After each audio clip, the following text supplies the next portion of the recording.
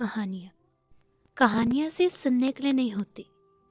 कुछ कहानियाँ होती हैं महसूस करने के लिए। तो हेडफोन्स लगाइए, लाइट ऑफ कीजिए एंड खुद को तैयार कीजिए। मैं हूँ आप सबकी narrator Kaushiki Bhatt and welcome to the channel the horror by Kaushiki. Guys, आज की जो स्टोरी है ये सिर्फ एक स्टोरी नहीं है, ये कहानी मेरे दिल के बहुत ज़्यादा करीब है। आप सबने भी अपने बचपन में परियों की कहानी सुनी होगी और कभी ना कभी आपके दिमाग में भी ये क्वेश्चन आया होगा कि क्या सच में कोई ऐसी जगह है जहाँ पर परियां रहती हैं।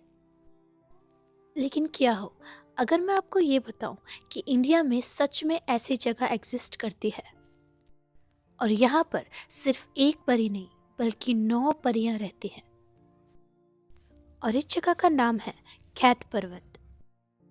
आप में से जो लोग गढ़वाल से बिलोंग करते होंगे जैसे कि मैं करती हूँ, तो आप लोगों ने कभी ना कभी तो खैत पर्वत के बारे में ज़रूर सुना होगा। पहाड़ी भाषा में परियों को अछरियाँ कहा जाता है और बचपन से ही हम इनके बारे में बहुत सी कहानियाँ सुनते आए हैं। यहाँ के लोगों का कहना है कि इस पर्वत से आवाज़ें आती हैं, हंसने की, गाने की और घुंघरूओं की झनकार की।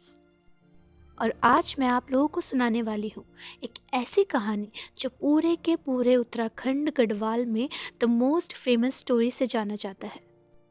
एक ऐसी कहानी जिसमें प्यार भी है, इंतज़ार भी है और पहाड़ों का वो राज जिसके बारे में आज भी लोग बातें करते हैं।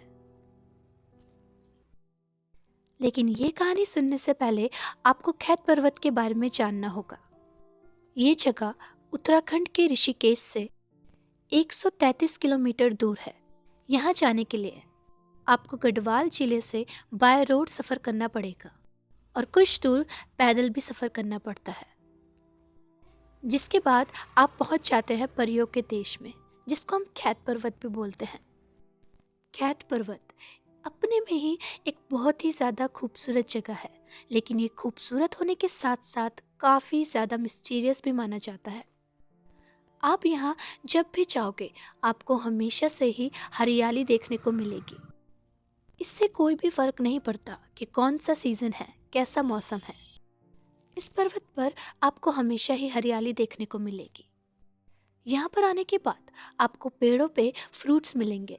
इवन यहाँ के बहुत से लोगों का ये मानना है कि यहाँ पर बिना उगाए ही लहसुन और अखरोट की खेती हो जाती है और इस जगह पर आपको बहुत सी स्ट्रेंज चीज़ें भी देखने को मिलेंगी।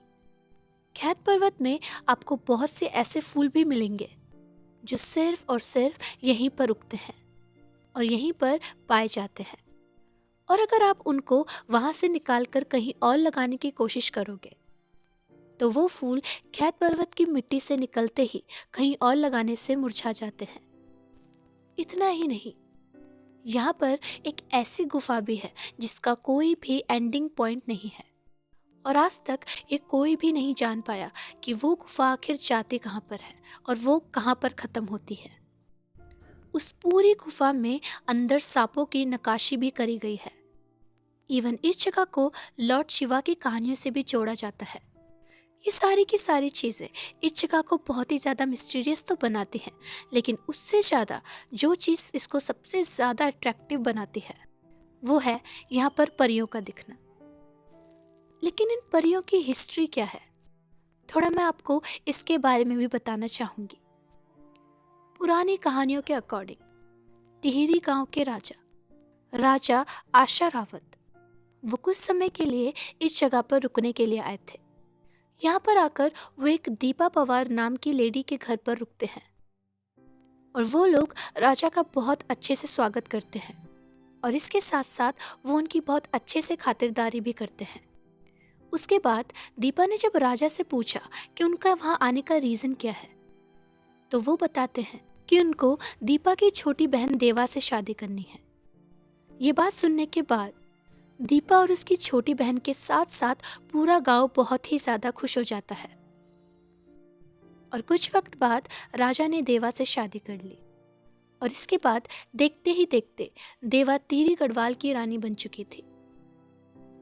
आगे चलकर राजा आशारावत और देवा की 9 बेटियां हुई, जो कि बहुत ही ज़्यादा खूबसूरत थी। लोगों का मानना था कि उनकी वो 9 बेटियां किसी चमत्कार से कम नहीं थी। जब वो 12 साल की हुई तो उनको एक सपना आया और सपने में उनको सेम नागराज दिखाई दिए और सेम नागराज ने उनको अपनी रानियां बना लिया। इस सपने के बाद जब अगले दिन सारी बहनें सुबह उठती हैं तो पूरे के पूरे गांव में अंधेरा था, लेकिन सिर्फ और सिर्फ खैत पर्वत पर ही धूप थी। जब सूरज की तलाश में वो सारी बहनें पर्वत पर जाती हैं तो वहां जाते के साथ ही वो परियां बन जाती हैं। और आज भी माना जाता है कि वो परियां खैत पर्वत पर ही मौजूद है।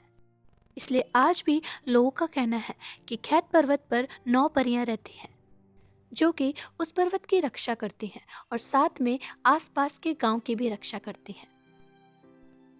उत्तराखंड के लोग इस कहानी पर बहुत ही ज़्यादा विश्वास करते हैं और जब भी किसी कुल देवता की पूजा की जाती है तो राजा आशारावत और रानी देवा इनकी कहानी भी पढ़ी जाती है।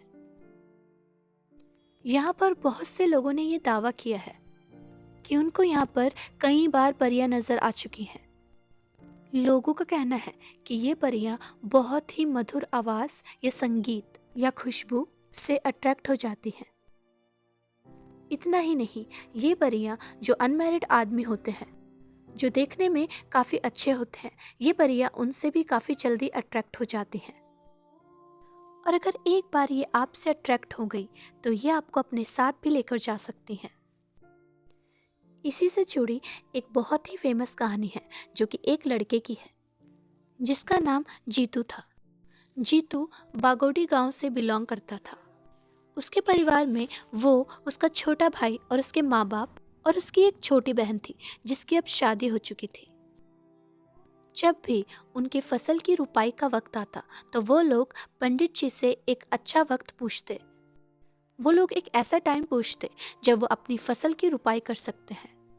लेकिन इस बार जब वो पंडित जी से रुपाई के लिए एक शुभ दिन पूछते हैं तो पंडित जी को एक भी अच्छा दिन उनके लिए नहीं मिलता। लेकिन फसल की रुपाई तो करनी ही थी, इसलिए वो काफ़ी ज़्यादा रिक्वेस्ट करते हैं और फिर पंडित जी उनको एक हल बताते हैं। वो बोलते हैं कि अगर तुम 6 गते आषाढ़ से पहले अपनी बहन शोभनी को ससुराल से ले आओ तो तुम अपनी फसल की रुपाई उसके हाथों से शुरू करवा सकते हो। ये बात जानने के बाद तो जीतू मानो बहुत ही ज़्यादा खुश हो गया था, लेकिन उसकी खुशी का रीज़न उसके खेत की रुपाई से ज़्यादा किसी और चीज़ का था। जीतू की बहन को ससुराल से लाने का मतलब था कि वो भारना से मिल सकता था।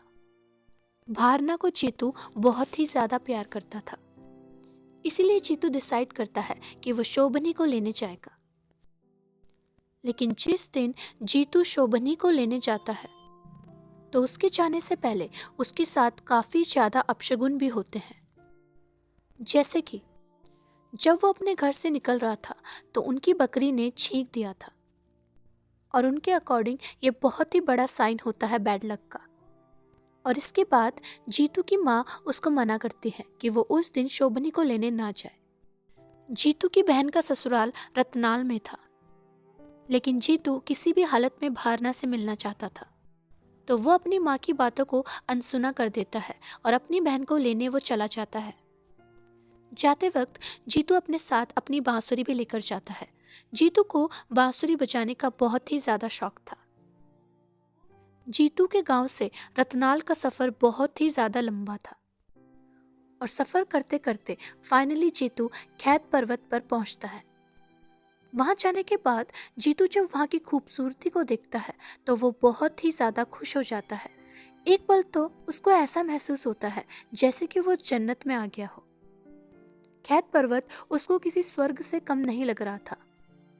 चारों तरफ हरियाली ही हरियाली थी और एक सुकून भरी सांस जीतू को आ रही थी। जीतू अपने आसपास एक बहुत ही मीठी हवा को महसूस कर सकता था और भारना से मिलने की खुशी तो जीतू को और भी ज़्यादा खुश कर रही थी। वहाँ की ताज़ी हवा देखकर जीतू वहीं पर आराम करने की सोचता है और वहीं एक पेड़ के नीचे बैठ जाता है। उस पेड़ के नीचे बैठने के बाद जीतू वहीं पर अपनी बांसुरी को बजाना शुरू कर देता है।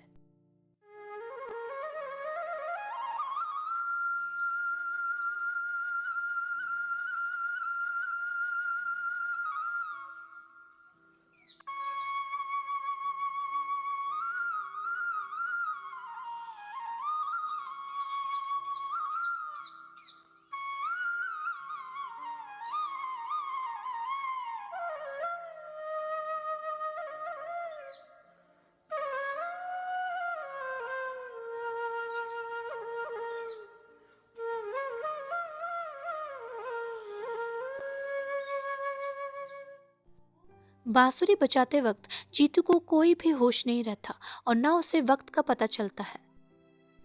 कुछ देर बांसुरी बजाने के बाद जीतू को अपने आसपास से आवाजें सुनाई देती है और जीतू जैसे ही अपनी आंखों को खोलता है तो उसको सामने वो अछरियां यानी कि परियां साफ साफ दिख रही थी।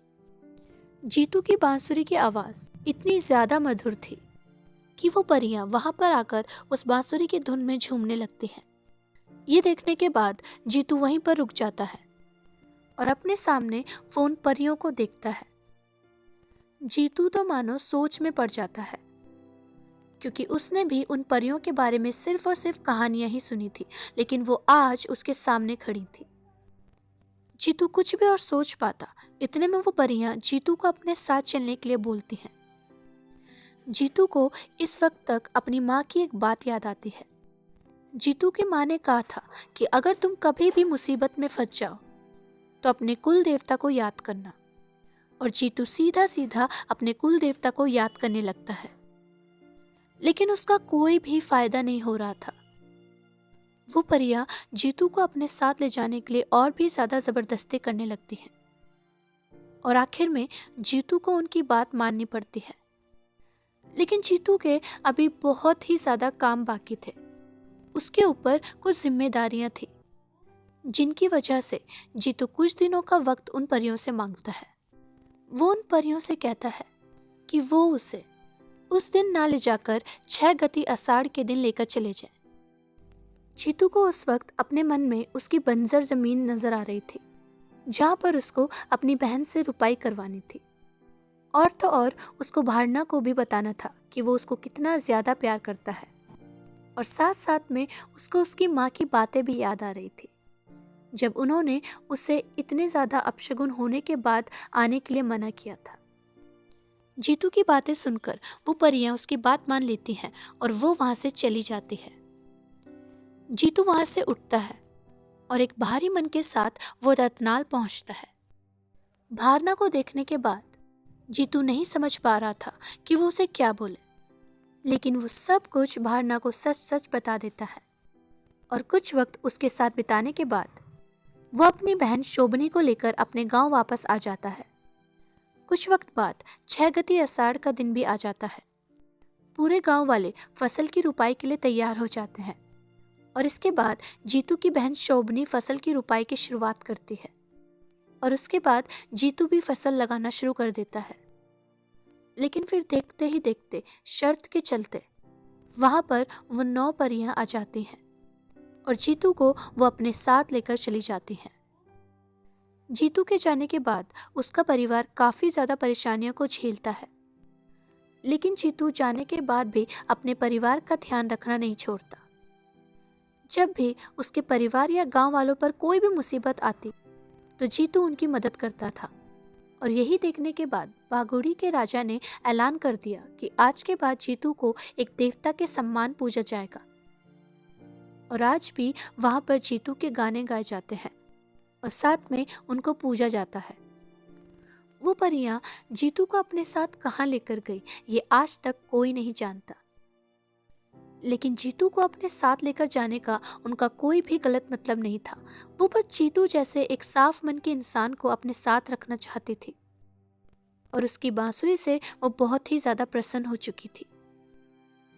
हर साल जून के वक्त यहाँ पर एक बहुत बड़ा मेला भी लगता है और विदेश से कई सारे टूरिस्ट यहाँ पर इस मेले को एंजॉय करने के लिए भी आते हैं। लेकिन यहाँ पर कुछ रूल्स हैं। यहाँ पर ज़्यादा शोर शराबा नहीं होता। लोकल्स का ये कहना है कि उन परियों को शोर बिल्कुल भी नहीं पसंद। जीतू के इंसिडेंट के बाद खैत पर्वत पर कोई भी किसी भी तरह का म्यूजिक प्ले नहीं करता, क्योंकि उस म्यूजिक से परियां अट्रैक्ट हो सकती है, और तो और यहाँ के लोग ज़्यादा ब्राइट कलर के कपड़े भी नहीं पहनते। कोई भी नहीं चाहता कि वो अपने परिवार से दूर हो जाए, और सबसे बड़ी बात तो ये थी कि कोई भी नहीं जानता कि जीतू के साथ आखिर हुआ क्या था। जीतू के साथ अच्छा हुआ या बुरा इसका किसी को भी अंदाज़ा नहीं है। तो यहाँ के लोग इन सारे रूल्स से यहाँ पर रहते हैं, और यहाँ पर जो लोग टूरिस्ट आते हैं उनको भी इन्हीं चीज़ों का ध्यान रखने के लिए कहा जाता है इवन यहाँ की ये जो सारी बातें हैं, ये सिर्फ खुद से बनाई गई कहानियाँ नहीं है। साइंटिफिकली भी इस जगह पर काफ़ी ज़्यादा रिसर्च की गई है और खुद साइंटिस्ट का भी ये कहना है कि यहाँ पर कुछ तो ऐसी चीज़ है, कोई तो ऐसी एनर्जी है जो लोगों को अपनी तरफ अट्रैक्ट करती है, अपनी तरफ खींचती है। आगे चलकर गवर्नमेंट ने भी खैत पर्वत का नाम परियों का देश रखा। ये कहानी सुनने के बाद क्या आप भी खैत पर्वत पर जाना चाहेंगे?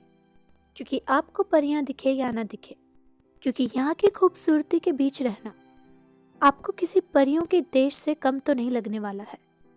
अगर फ्यूचर में मुझे यहाँ जाने का मौका मिलता है तो मैं यहाँ पर ज़रूर जाना चाहूँगी। इसी के साथ मैं स्टोरी को एंड करती हूँ। तब तक के लिए keep listening the horror by Kaushiki.